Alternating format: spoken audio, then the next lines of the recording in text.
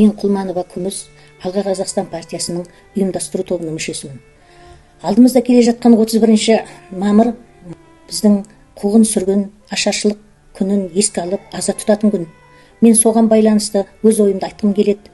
Сол замандағы Әлихан Бөкейхан, алашордалықтар, Міржақып Дулатов, біздің Ахмет Байтұрсыновтар, көп адамдарды біз айтамыз, осықа дейін еске аламыз. Солардың репрессиясы, солардың қуғын сүргіні біздің Қазақстанда әлі қалып қойған. Совет үкіметі кеткенмен біздің Қазақстан репрессияны ары қарай жалғастырып жатыр. Қуғын сүргін біздің Қазақстанда жүріп жатыр. Сол замандағы Әлихан Бөкейхан біздің Марат Жыланбаев 7 жылға сотталып отыр.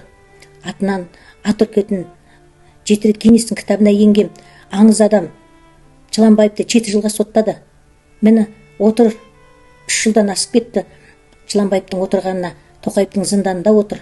Мені сон сияқты мынау Міржақыптың рөлінде ойнайды, рөліндегідей біздің Амангелді Жахин отыр түрмеде. Соты болып жатыр, жабық қып тастады. Жұрт естімесін, білмесін деп. Одан кейін Әйгерім қызымыз отыр. Мені 4-ші жылдың қаңтарда бітіреді, осы алдымызда келатқан. Мені басынан аяғына дейін отырып шықты Өжет қызымыз. Мені Ахмет Байтұрсыновтың теңдесіндей біздің Думан Мұхаммед Кәрім отыр түрмеде. Түрмеде отыр, есінен танып құлаған екен. Оны әкесі хабар айтты ел жұртқа. Балам есінен танып құлапты деп. Құлағын тұрып, селт етіп жатқан өкіметті көрмедік біз. Осындай қуғын сүргінде біздің көптеген саяси тұтқындарымыз отыр. Соларды неге айтпаймыз біздің қазақтар? Соған көшбасшыларымыздың бәрінен айырылып отырмыз.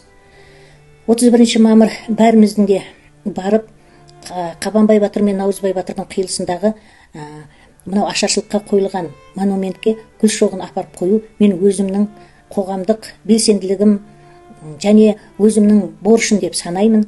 Мен сондықтан 31 мамыр күні гүл шоғын қойып, бұрынғы, қазіргі жатқан саяси тұтқындарға қуғын сүргіндерді еске алып, мынау осы заманның репрессиясына ұшыраған Арын Атабекті, Дулат Ағаділді бәрін есімізге алып ұмытпайық азаматтар.